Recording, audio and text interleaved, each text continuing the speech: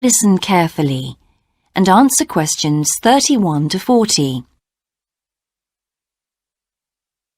Good morning, everyone. I've been invited to talk about my research project into Australian Aboriginal rock paintings.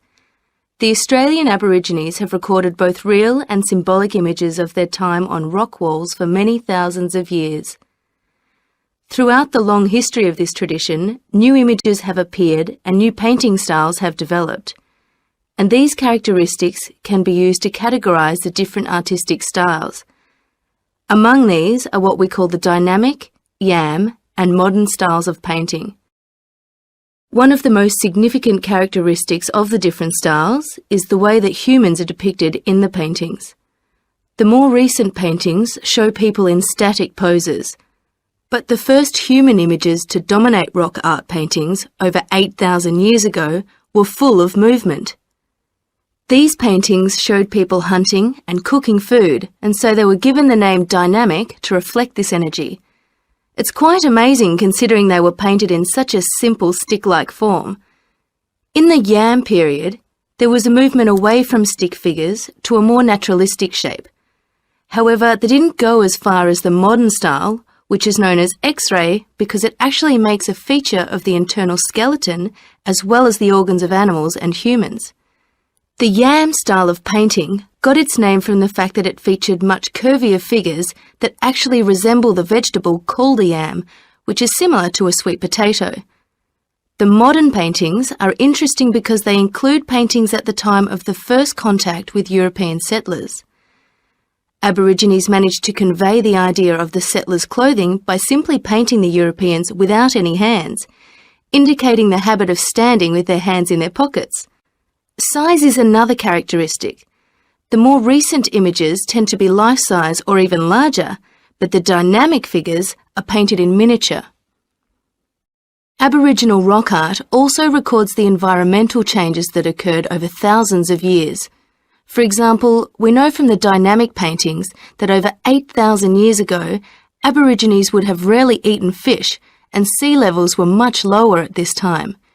In fact, fish didn't start to appear in paintings until the yam period, along with shells and other marine images. The paintings of the yam tradition also suggest that during this time, the Aborigines moved away from animals as their main food source and began including vegetables in their diet, as these feature prominently. Freshwater creatures didn't appear in the paintings until the modern period from 4,000 years ago.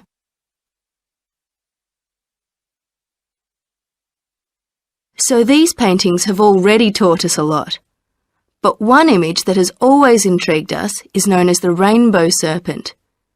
The rainbow serpent, which is the focus of my most recent project, gets its name from its snake or serpent-like body, and it first appeared in the yam period 4,000 to 6,000 years ago. Many believe it is a curious mixture of kangaroo, snake and crocodile. But we decided to study the rainbow serpent paintings to see if we could locate the animal that the very first painters based their image on. The yam period coincided with the end of the last ice age.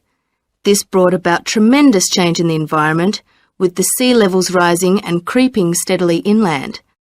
This flooded many familiar land features and also caused a great deal of disruption to traditional patterns of life, hunting in particular. New shores were formed and totally different creatures would have washed up onto the shores. We studied 107 paintings of the rainbow serpent and found that the one creature that matches it most closely was the ribboned pipefish, which is a type of seahorse. This sea creature would have been a totally unfamiliar sight in the inland regions where the image is found, and it may have been the inspiration behind the early paintings. So, at the end of the Ice Age, there would have been enormous changes in animal and plant life. It's not surprising, then, that the Aborigines linked this abundance to the new creatures they witnessed. Even today, Aborigines see the rainbow serpent as a symbol of creation, which is understandable given the increase in vegetation and the new life forms that featured when the image first appeared. That is the end of section 4. You now have half a minute